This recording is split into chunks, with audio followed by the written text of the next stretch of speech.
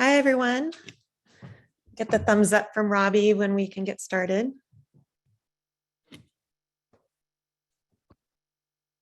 I think we're good to go, Timmy. We've got everyone in. I'll keep admitting folks as they trickle in. Okay, gosh, so good to see so many good names here. Thank you for joining us today. We have a really packed agenda. We're really excited to have members of our state leadership joining us for the data exchange framework. Both John Ohanian as well as Rim Cothran will be walking through with us where we are, where we're going. We also have a member of CDPH, California Department of Public Health, joining Emily Estes, who I've actually had the pleasure of working with rather closely on the CDPH Therapeutics Task Force. She'll also be walking through some of the data needs that we're kind of walking through together. And then we will have an update from Lori Hack, who I think is on as well, on the behavioral health QPIP, the quality improvement program that we have been following over the last number of meetings, and then end with our news and events. So with that, we'll get started. I always start with our vision, purpose, and priorities. If you're new to the coalition, it's always good to be grounded on who we are and what we aim to do. And it's really all about accelerating data exchange. And we have been really closely following the data exchange framework, hence having John and Rim on with us today. But continue to have the eye on the ball of looking for how are we going to cement funding? How do we look at making sure that we are all playing in the same sandbox together and leveraging each other's efforts, and keeping that I guess the pedal to the metal, and making sure that we meet the needs of the mandate from last year. So with that, I also start with a blog that we posted, I guess it was late last year, about how these different priority use cases around data exchange actually come together. And we really focused in on these 7, what we're calling key ingredients. And this is really giving us our guidance on our programming. So as you start getting our weekly roundup, we're really looking for news and events and research to be able to support these areas, as well as our priority use cases, hence having CDPH on our call today. So that also gives you a sense of staff on how we're looking at bringing you these education opportunities. And if you have anything that you'd like for us to share in these areas, of course, in other areas as well, please make sure that you forward those to us. And also, if you haven't signed up for our weekly roundup, please do so, and or put your email in the chat, and we'll make sure to grab that and follow up. So with that, I saw Reed, thank you for introducing yourself. We also ask everyone to introduce yourself on the chat. Let's try to make this virtual meeting stuff work for us. If you can put your name in the chat, introduce who you are, that will really be helpful for us to be able to have a very meaningful conversation. John, I'm going to hand it over to you. Let's go ahead and have you introduce yourself, because I know more to this, more than this page. Excellent. Well, thank you for having me this morning. Can you hear me okay? A thumbs up, maybe? We can. Thank you. All right. Excellent. I just want to thank everyone. John Ohanian, I'm the Chief Data Officer with CalHHS, and I'm the Director for the Center for Data Insights and Innovation. And I know I've spoken to this group before, and I just wanted to just kind of share a couple highlights of where we've been since landing the DSA in July, which was a big milestone after the 4th of July weekend. We were really excited about that. And it really kind of comes back to a group like this that helped us get there. I know that when I came into this role and saw where the state was and where we've been and where I think we needed to be, it was great to see the governor's leadership in making AB 133 come to life. And since that time, we've been on a fast track to land something that we can work with, that we can help advance health and welfare for everyone in California. And that came from getting large groups of individuals coming forward with ideas and thoughts and warnings along the way, which we appreciated. And I think the incredible part about this group is you all organized yourselves and knew that if we were in a situation at the state to try to make change and to try to understand the issues and to really sift through and not answer every question with a we can't, but figure out why we need to, And I think this group really demonstrated that. And every time there was a meeting, you guys came back, organized your thoughts, and came back with very clear ideas and opinions. And hopefully we landed in a place that is comfortable for all. We know we're not going to hit everyone 100%, but if we keep the drive of working together, different iterations of this are going to get California much further ahead than we've been. So I appreciate it, being a newcomer to the state, all of you working with me. I'm hoping to establish a level of trust that if I don't know the answer, I want to find out the answer, and I want to work with all of you. And I continue to keep that spirit alive. And having Rim with me as both a depth of subject matter expertise, but also how internally at the state we work with our departments to become more person-centered, so that as we go through the same thing that all of you are going through to conform to the data exchange framework guidelines and principles and agreements, is that then together the state and our partners can work so well together. So I take my job here at the State of Public Service as representing all of you, and so I just want that door to always be open, to feel free to reach out and let us know your ideas. With that, kind of moving forward to what we're doing now, with that continued commitment of engaging stakeholders, we're now working on an interim governance and streamlined interim advisory committee that'll likely be starting in September. So you'll probably see something next week on that.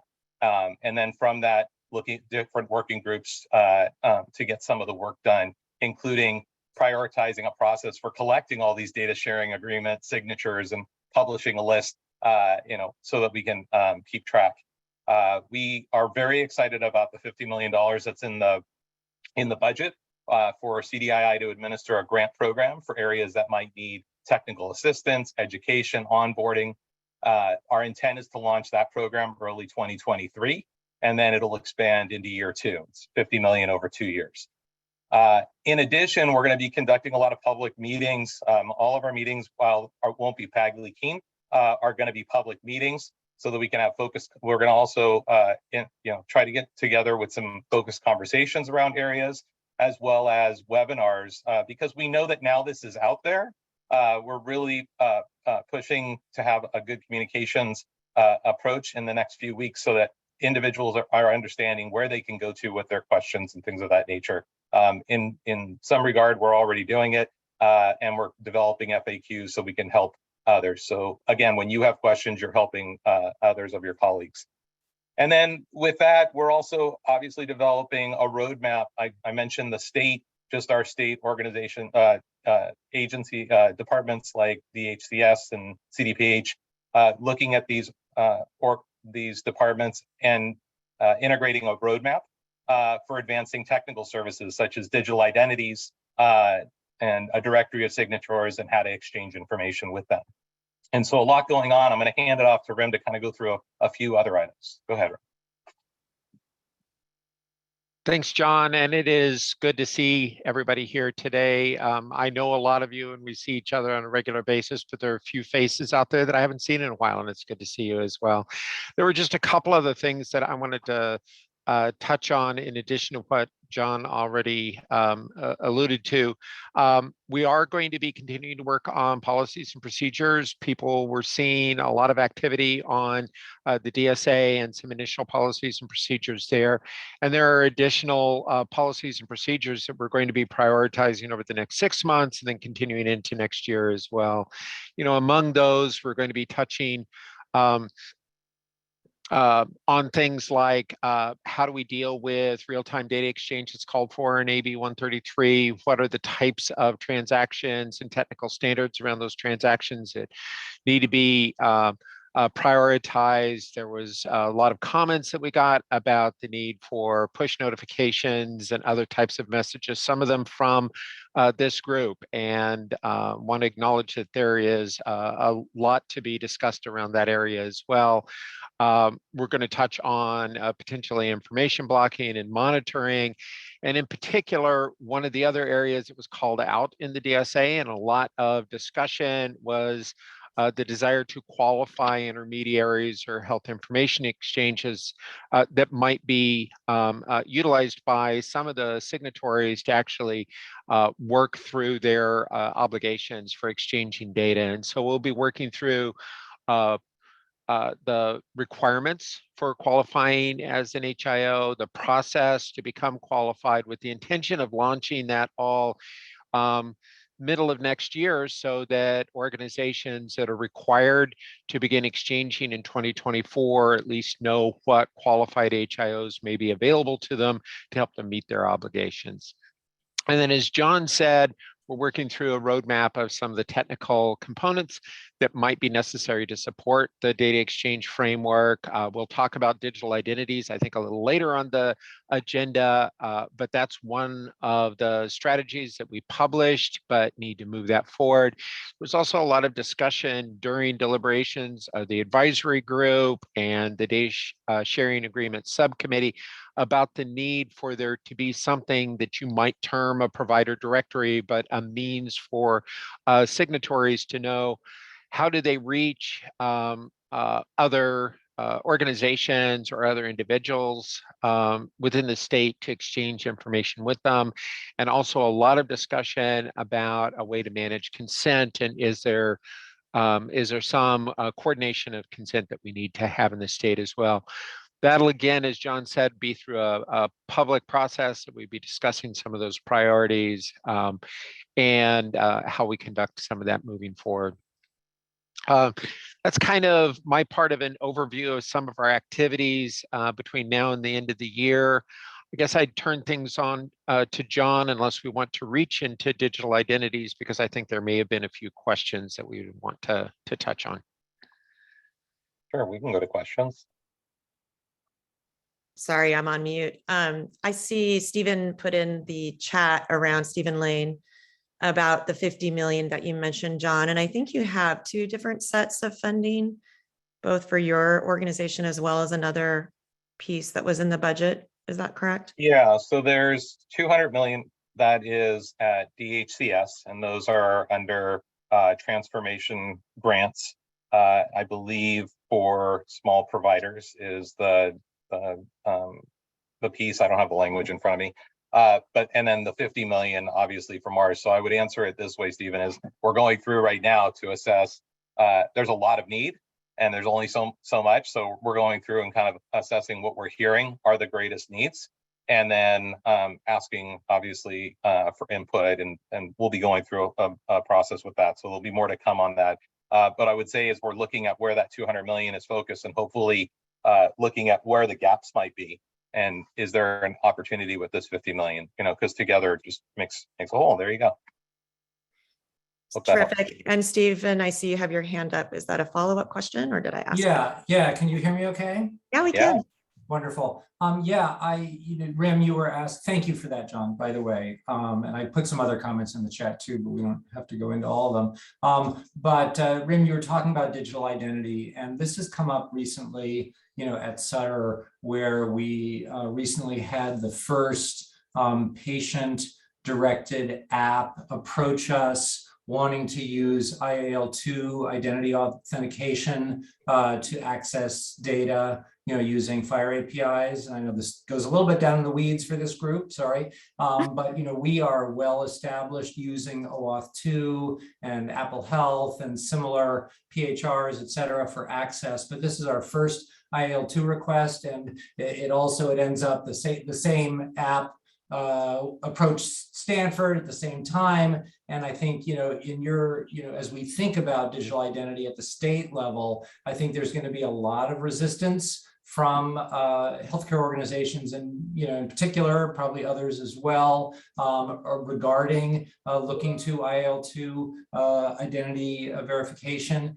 And I think that it behooves us in the state. I mean, if we're going to be leaders in this space, and we have the opportunity to both leverage, state authority and monies, helping us to move toward a community that is open and willing and understanding in order to use IL2 standards for digital authentication, I think that would be great. So I just wanted to throw that out there for you to think about.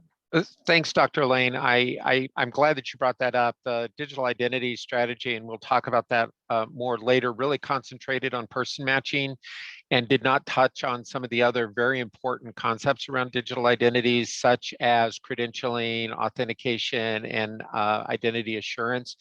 However, provider organizations that are sharing information with their patients need to be thinking about that, as well as CMS regulated plans that need to be sharing information with their patients. And so I believe that we're going to be continuing to expand on a strategy in digital identities that will start to touch on some of those other areas. It would be a shame if we all had to independently work up solutions to some really complex problems there. So thanks for bringing that up.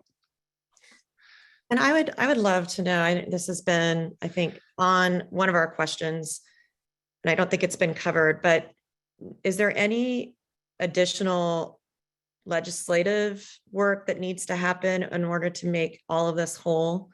I think we were thinking that there would be something coming out of, this cycle that didn't. And so is there something that's going to be heading into the January, especially around the governance and or other, areas, funding, et cetera, that we should be monitoring? Yeah, that's the plan, and more to come on that. But that's the plan, is to, with the January, put in the governance proposal. And is there a role that you see? I think you already kind of laid out, John and Rim, the role that we've played so far, but is there a role that you see the coalition, should be plugging in? Are there other things we should be adding to our radar coming down the pipe that you think we should be, helpful with you? Yeah. To you? Well, I mean, I think that Rim and I kind of covered your list. If I look at it, is the items there. And so I would say, let's keep that list ongoing. You'll obviously know things the second that they're out, and we'll stay in close touch so that you can see. But as of right now, that's the plan, is that something would go in January, which then means, for those that know state, it's final in July. So, we're still about probably a year out from having that formal. But I just, the piece that we continue to say is we're running as fast as we can continued, because there's a lot to do beyond that part of it, to just kind of get everyone signed on and going. So that's as much as I know right now. I saw one question in the chat, and then I've got my own. Would AAAs potentially qualify as providers eligible for funding at all, or maybe, other kind of non-healthcare organizations? Yeah, I think that's what we're looking at, is what, and again, the timing of everything is where can we make the biggest impact, especially in the social service space, and helping those providers up there. Hi, Robbie and John, this is Courtney Baldridge from US Aging. We represent the area agencies on aging across the country, so would love to have that conversation. And Robbie, I actually just messaged you that the California Association, some of the AAAs are definitely anxious to engage in the conversation and better understand this space. Awesome. I just was looking at Stephen Lane's comment on AAAs. Yeah, Stephen, we're talking about the area agencies on aging. They're sort of created under federal statute and funded by the federal government to serve older adults. Thank you. That's helpful. We're not all quite so in the loop. Right. No worries. It can be an obscure world if you don't need those services. They were created by a congressional mandate almost 50 years ago to provide services under the Older Americans Act. There's 622 of them across the country and 220 Title VI Native American aging programs. They are responsible for providing aging services. They contract over 20,000 local aging service providers. So they are a massive network that exists in California, like the rest of the country, is very well represented by AAAs. And they have a very complex and robust service delivery system as a result of the federal funding and the state funding, and that the powers are split between the federal level and the state level, which impacts a lot of the ownership related to both technology platforms and the data exchange. So it very quickly gets very complicated, not only on behalf of the AAAs, but on behalf of those 20,000 local aging service providers and the millions of clients that they serve. Thank you, Courtney. Sure. And thank you for being here. Thank I am going to switch over because I think Emily Estes has joined us. And John and Rim, I think you're going to be able to stay on for Rim. Yep. Okay, great. So we can keep the conversation going. But I want to introduce Emily. Emily, are you on? Hi, yeah, I'm here. Hi, everyone. My name is Emily. I'm the Health Equity Lead for Emergency Preparedness over at CDPH. Nice to be here. And Emily, I know you have some slides. Do you want Robbie to run those or do you want to do that? I can pull those up, no problem. Can you see the deck? We can. Thank you. Great. Okay, so I'll just go ahead and run through these. Get started. Yeah, that's great. I think you have just a little bit of a mic. If you can just come a little bit closer, it'd be great to hear a little bit clearer. How's that? Better? Much better. Thank you. Okay, perfect.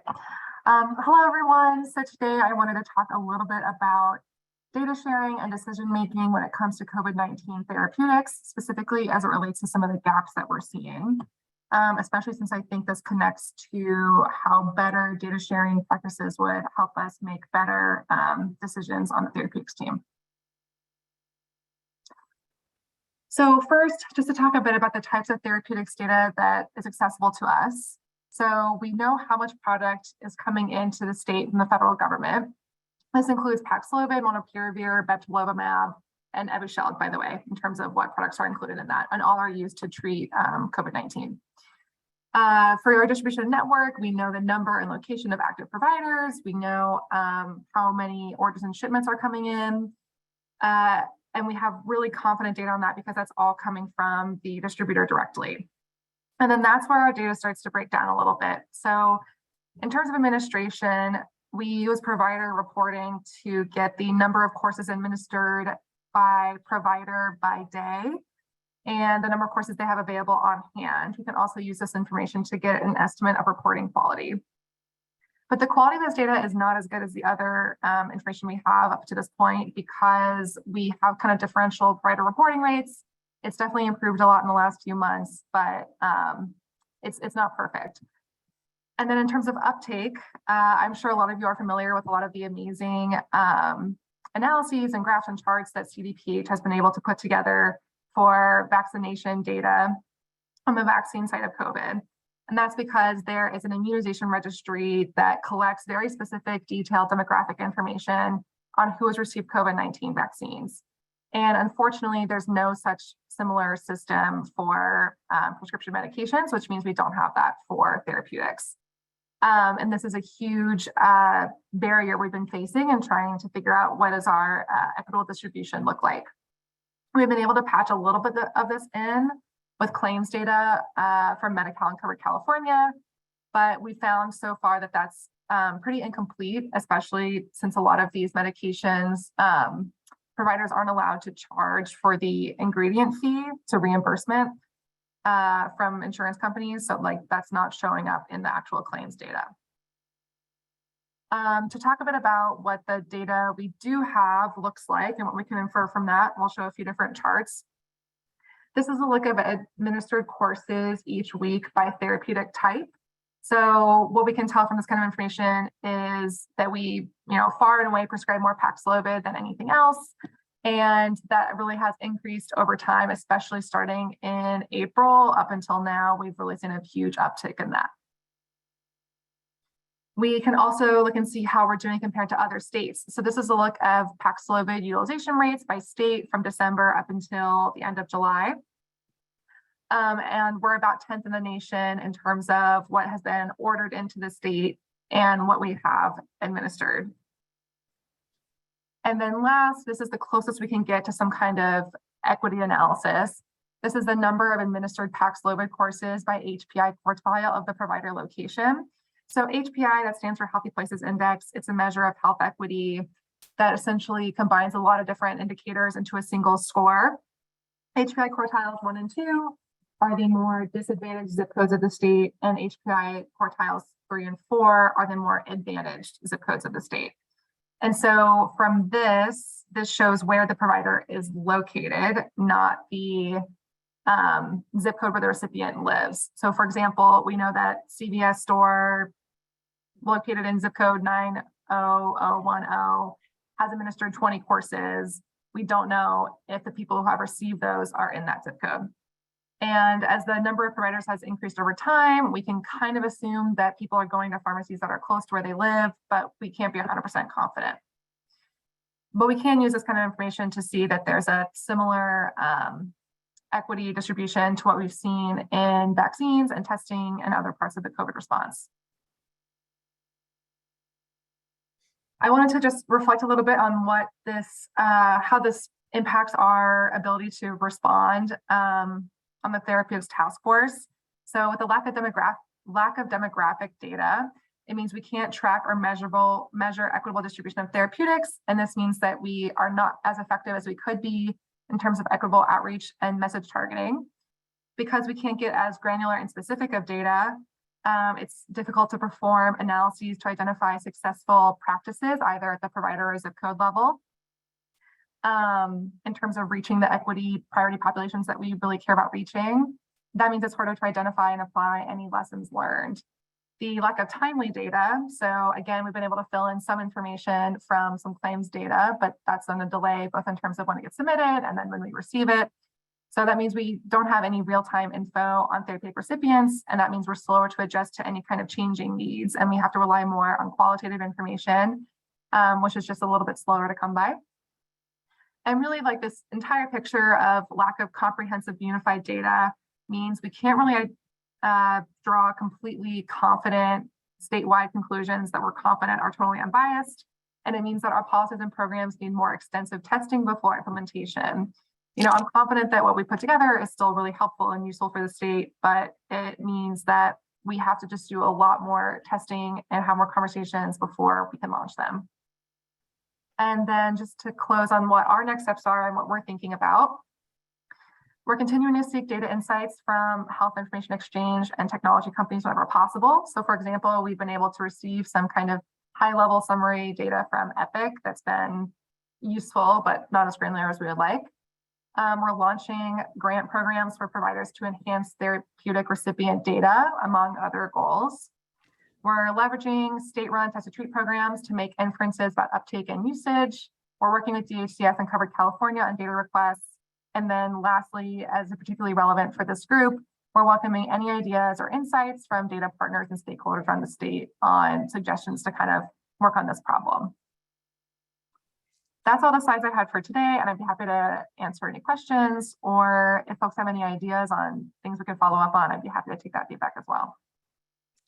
Thank you, Emily, so much. And I am monitoring our chat here, and I think there are a few questions, and one that I know that you've noodled on already, which is how to maybe align this effort with the PDMP, with cures. Is that, yeah. Yeah, it's a really good question, because that is the prescription drug database that exists out there. So there are a few reasons why that would be difficult. And we had a conversation with the California Department of Justice, which is the department at our state that manages the PDMP. It would be difficult to get real-time data from that. And it also sounds like it would be a big lift to get additional medications onto that aren't scheduled to controlled substances. It would also, I think, be difficult to apply that evenly.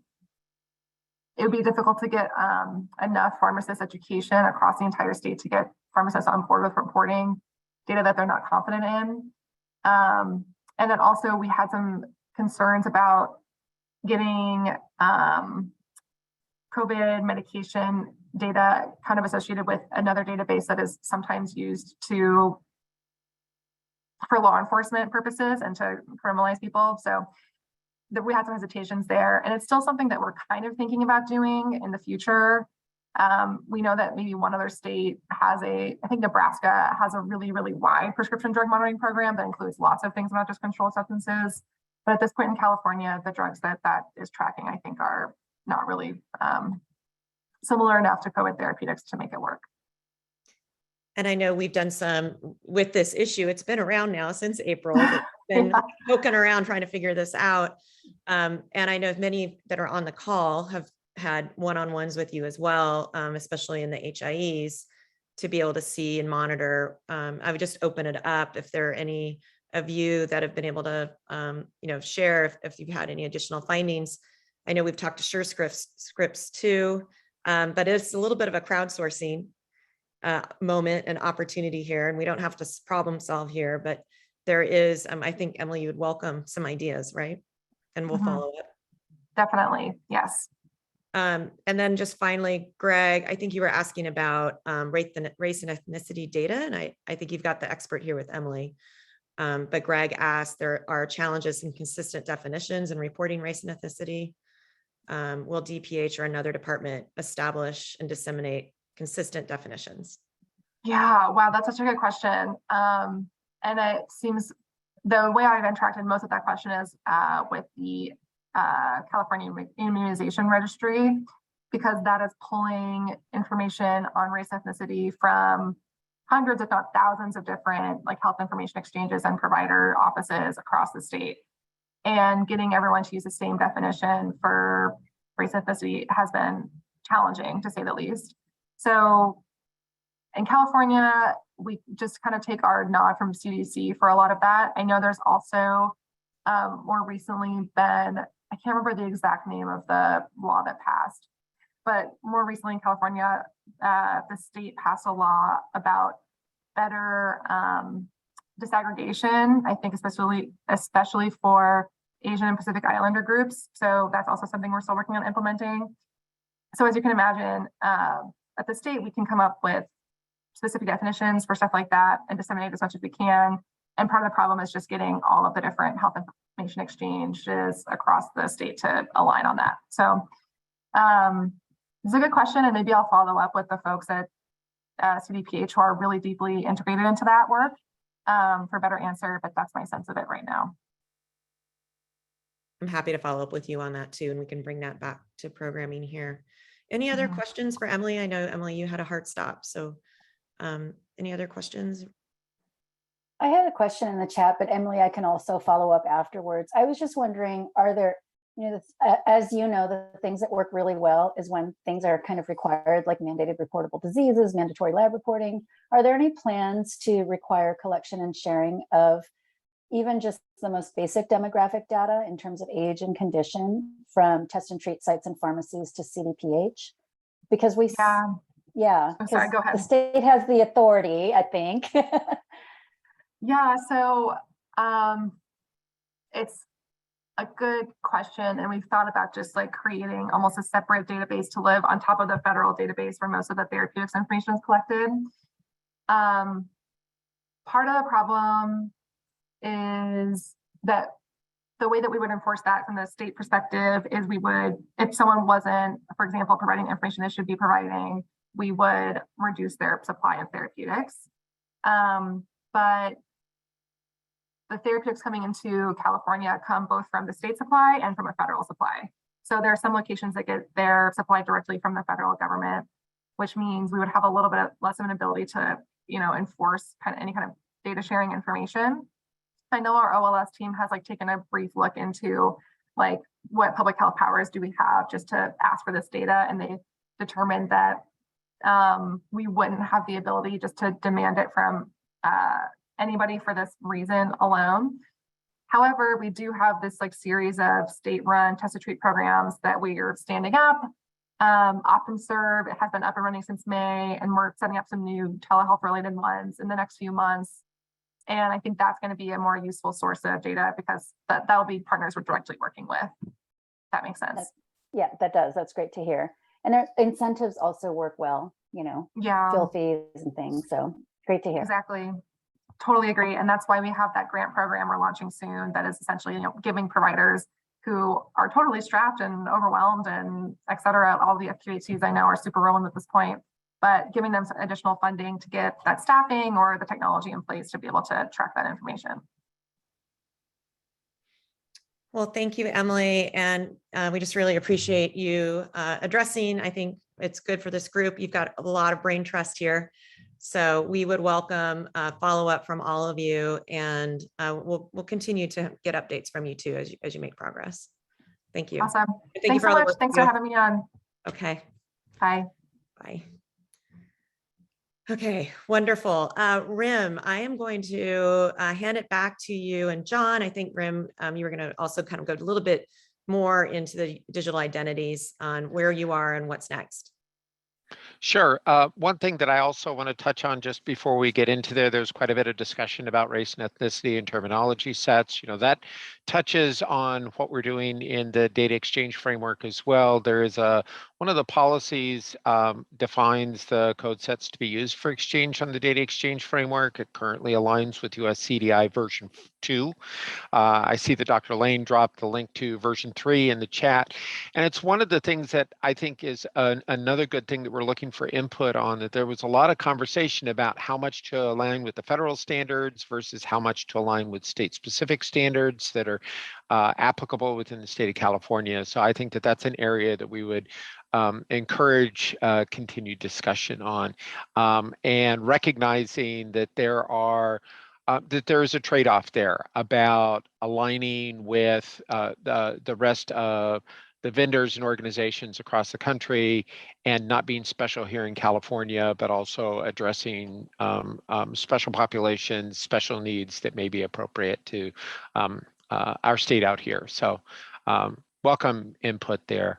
I was planning on just talking a little bit about digital identities and our strategy there. I'd start off by what is called for in AB 133 is a strategy for digital identities, is not a solution. And so what you'll find published right now is not a solution, but at least some initial thinkings about what our strategy would be like going forward. The intent is to spend a fair amount of effort over the next several months in fleshing that out into something that'll actually start to meet needs. The strategy for digital identities went out for public comment before it was published. I thank a lot of the people here on this call for your participation in public comment. Overall, we received comments from 16 organizations and individuals. This is a total of about 125 separate comments.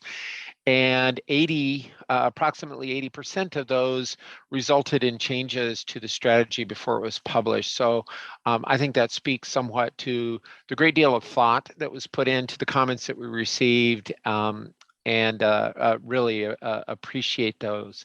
The ones that weren't were sometimes just general comments about this is great, or we need to be moving forward. Some of them, you can imagine that there are different opinions on some topics, and therefore not every comment will be found, because there were comments on the other side of that decision point, and had to do something. Of the comments that we did use, about 50% of them we took outright, that it was a good improvement, and about 50% of them were incorporated in some way, perhaps not exactly the way that they were suggested. If I look across the areas of interest, the majority of comments were on the attributes used to identify an individual that make up a digital identity. There were a large number of comments on permitted uses, and that continued to be a discussion in the advisory group, the data sharing agreement subcommittee, about what are the permitted uses for digital identities, and then a number of comments on the proposed establishing a statewide person index to help with person matching. You had put together one slide that came out of some of the materials that I think is a good thing for people to take a look at. One of the things that we did do, and thank you for passing over my picture. It was kind of horrifying how long it's been since I've updated my picture on LinkedIn. This gray hair did not come up in the last year or two associated with the data sharing agreement and the data exchange framework. We can all give ourselves a pass on that with COVID. So yeah, thank you for that. Anyway, what you see here on guiding principles was the result of a lot of deliberation with both the state and the advisory group on identifying principles that would drive the data exchange framework forward. And what is on the right here is at least what we attempted to do in the strategy for digital identities to align with those guiding principles. I will say that there was a lot of discussion and deliberation about what information might be included that both help us assess and advance health equity and at the same time respect privacy and make sure that we end up with person matching that is effective. And you can imagine the complexity of walking that line.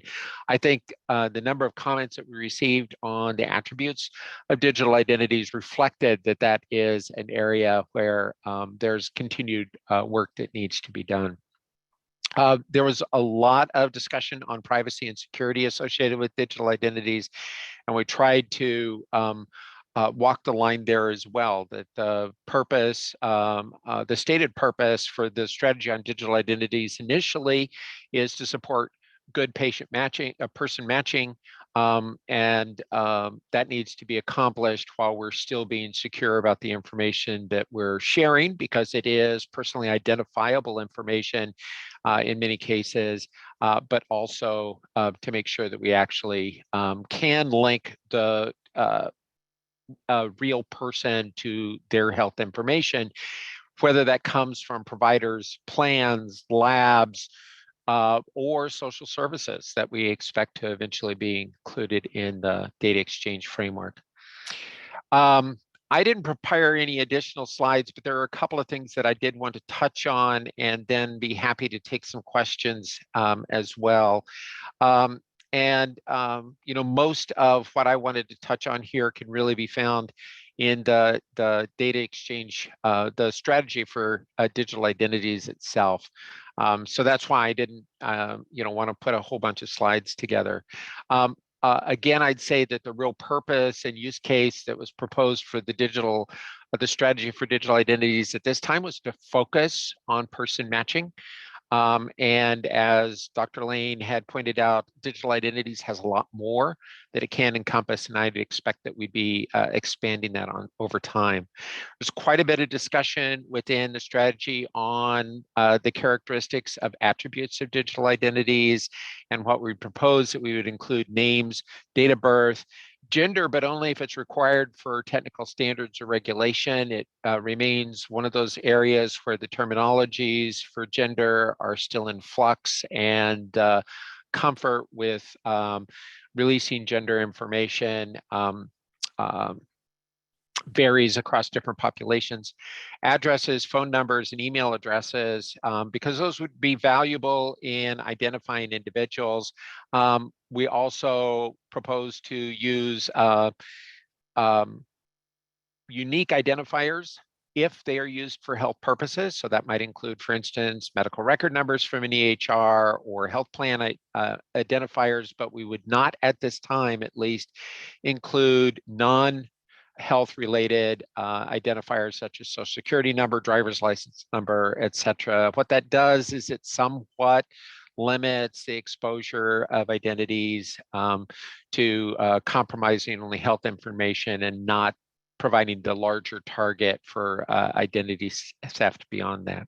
So I said before, we're adopting standard formats in US CDI version 2 and would expect to increase that over time, that we're adopting the project US specifications for address, which are now also appearing in US CDI, and that we intend to fill additional gaps in digital identities through a public process as we move forward, as we will continue to find gaps there.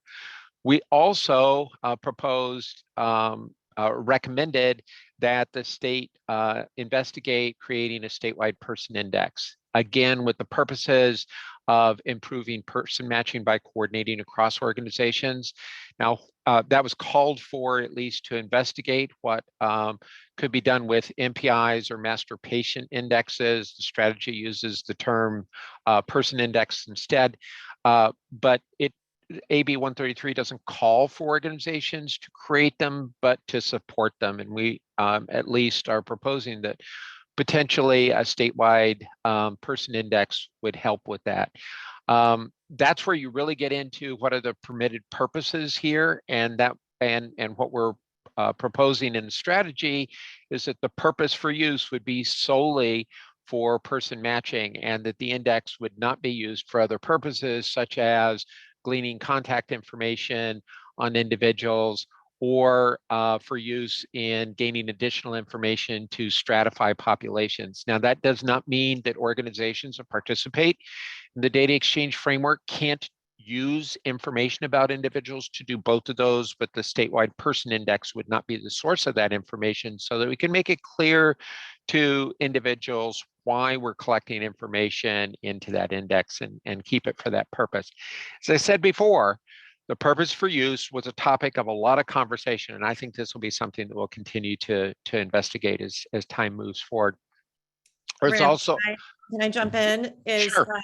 So in terms of next steps, there will be a process. Is that part of the governance process that John talked about before? Or is there going to be a separate work being done under the idea of identity management? Well, I guess I would say that most likely both. So we're going to be standing up a governance process that'll move a lot of what's happening with the data exchange framework forward, focus on policies and procedures, et cetera, that need to be fleshed out. But it is also an area where we'll be seeking additional insight from the community on how to move a number of the initiatives forward, whether it be the grants program, whether it be the process for QHIOs, or whether it be digital identities. So I think that there will be one place that you'll see it. We also may be standing up some special work groups specifically on certain topics. We did that, for instance, in strategy for digital identities and convening focus groups to help move that forward. So I think that you'll see both of those happen.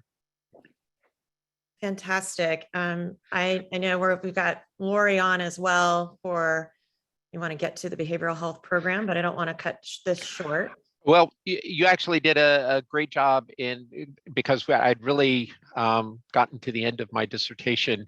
So if there are any other questions, if we have time, I'd be happy to take them. I also dropped my email address in the chat if people want to follow up afterwards. And we welcome you to come back and join us at any time. If there's areas that you want specific insight into or have specific questions, we can always make that part of our agenda. That sounds great. Thanks. Okay, let's move to Lori, and then we can see if we have an additional time too.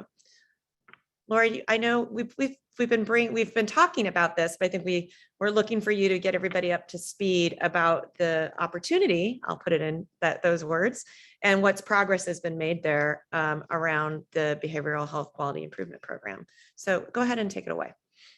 Sure. Thanks, Timmy.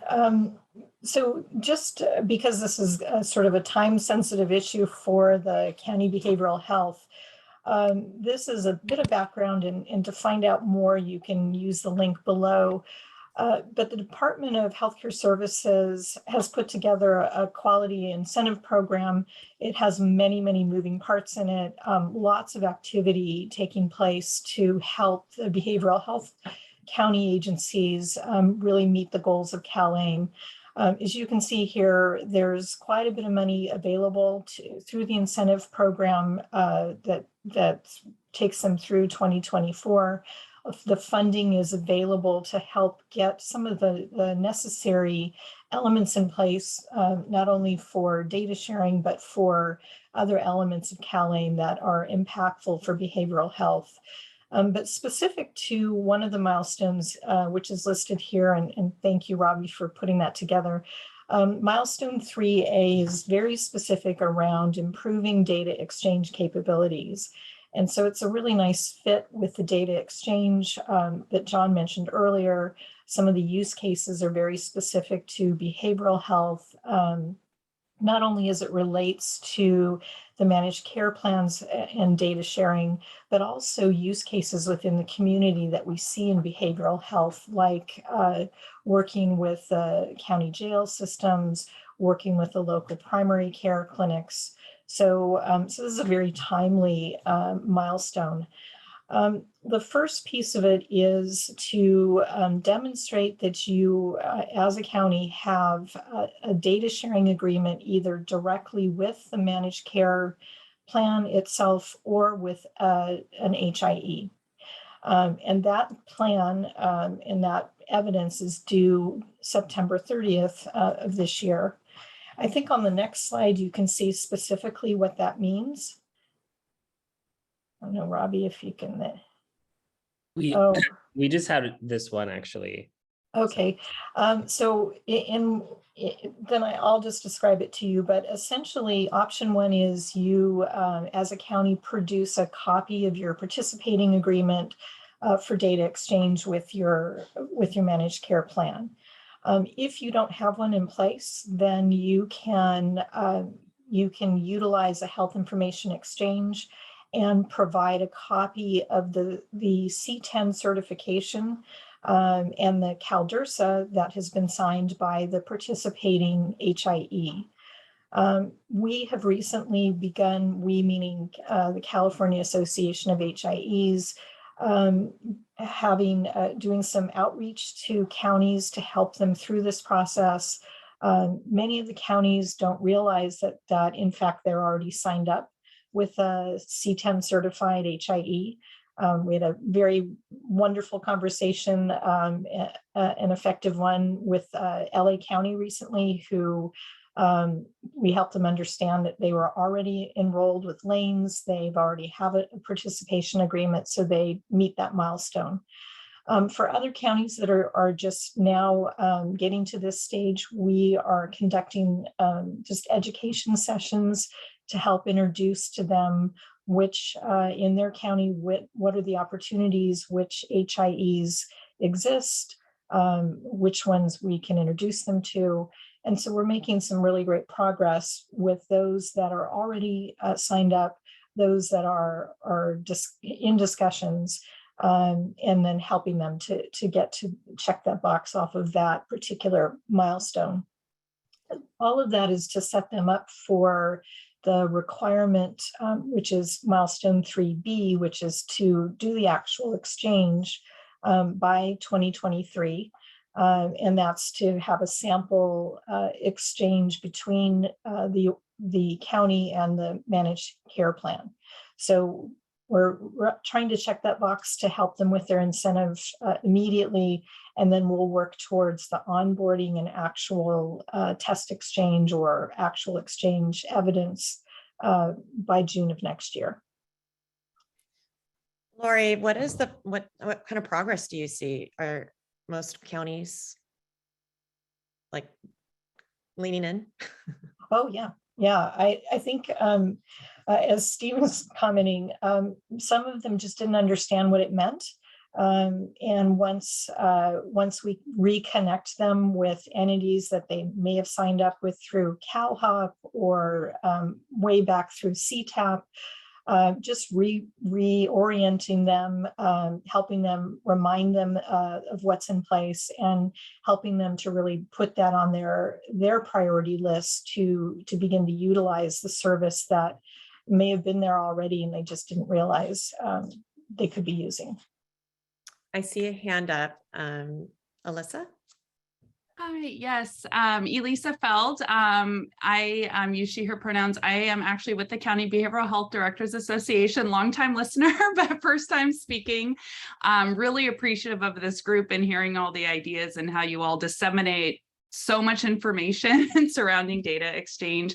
Lori, it's so nice to meet you. I think I actually have an email in my inbox from this morning Yes. to reach out to you. And so I will be doing that after this meeting, but just wanted to say thank you. Yes, I know you will, have been working with counties specifically as they are trying to kind of sort through you know, the BHQIP. And I just wanted to kind of just a few things off the top, just so folks kind of also just to add to what Lori mentioned. And I know you kind of briefly touched on this, Lori, but that 86.62 million, as Lori mentioned, is for multiple CalAIM initiatives. And so one thing that we've been really trying to work with, we called this out during the Data Exchange Framework Advisory Work Group, is that amount of money for data exchange specifically for all 58 counties is, I want to say, closer to about 31 or 32 million, because there are three distinct areas where counties are having to upgrade their systems. One is for all the clinical CalAIM changes, and then one is for payment reform, which will definitely be a very heavy lift. So just wanted to kind of note that. And I know we've been working really closely with John and his team, and just kind of highlighting the areas where county, both county behavioral health and just behavioral health providers in general, and I'm sure you know this, Lori, have really been left out of federal historic investments in information exchange. And so counties are very excited to, you know, start stepping into this arena, and are very grateful for the support from you, Lori, and from all of the HIEs that you represent. I know multiple counties have been in conversations with them. So just wanted to let you all know that I'm here, and if folks have any questions, I would be more than happy to answer them. And I'll put my email in the chat as well, if you want to reach out outside of this group. So. Thank you. I have one question for both, I think, Elisa and Lori. You know, I think an issue that was brought up a lot at the stakeholder advisory group was around 42 CFR Part 2 and, you know, sharing substance use treatment related data. Is that something you're hearing as a concern from either counties or maybe HIEs, as, you know, we're kind of sprinting towards September, and you know, counties and HIEs are trying to work together to figure all of this data sharing out? So I can speak briefly to our side, and then Lori, I would love to hear your perspective from the HIE side. So yes, this has been something that continues to be a challenge. DHCS has actually put together a small working group to try to address this challenge. Part of that is developing a legally sound universal consent form. And I know that they're talking about piloting that, but what our counties have run into is, beyond the consent form, once that gets past county council and everything, is the consent management piece. And so really trying to solve around that. And so that is also, I know, on DHCS's radar of how can we identify some solutions that can talk across systems, not just between county behavioral health and managed care plans, but for all the other entities that are looking to help support an individual. So that's my short little piece. I could definitely say a lot more of that, but Lori, I'd love to hear what you have to add to that. Yeah, thank you. Great question, Robbie. And Elisa's right. I've been part of the task force that's helping to develop that consent management tool. And we've seen several entities, including up in Northern California, the Redwood Health Coalition had addressed that issue specifically with their HIE. And it's very much top of mind for the health information exchanges. Santa Cruz, I think Dan's on the line. We've all been working on tools to address that and to provide that assurance from a technology perspective, but getting that consent tool documentation in place is really going to be key. Elisa, this is Mimi Hall with Manifest Medics and member of CAHI. I just had a question for you. I mean, because the point of all of this, the purpose of BHQIP is that there's exchange from health plan to county behavioral health plan, you know, Medi-Cal managed care plan. And so is CBHDA in a position to, you know, continue to work collaboratively, like with CAHI and the counties? Because I'm afraid that what's going to happen is, in the mad rush to sign with HIEs, that counties won't, like, they're not really thinking about the end result. It's for them to share information with the health plans. And how do we get the health plans on board? Are you working with health plans as well?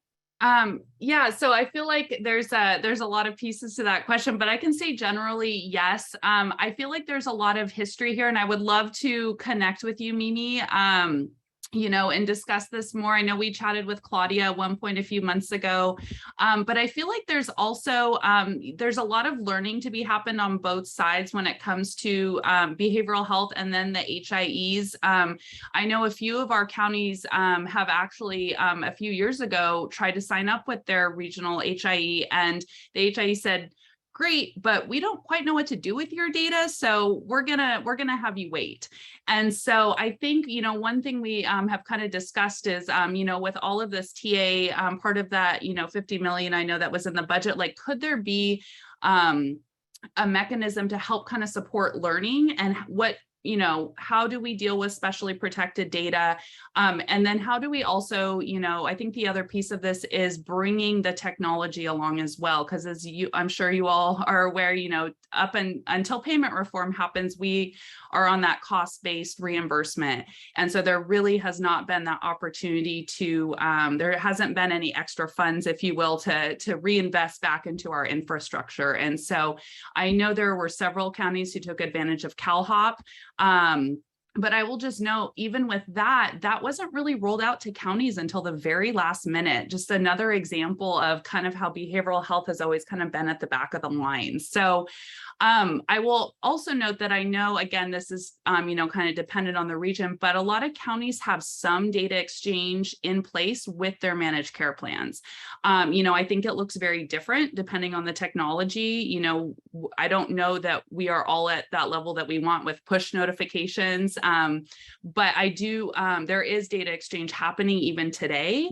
And I know that, one of the goals of the data exchange framework is to have this free flowing information. And that is definitely something that counties are on board with, but there's all these in-between steps that need to happen. And we're trying to really identify, like, okay, as we're dipping our toes into this newish world, right, where people don't quite understand us and we're trying to understand folks, how do we really kind of navigate this in a way that makes sense for both systems? So I don't know if that helps to answer your question.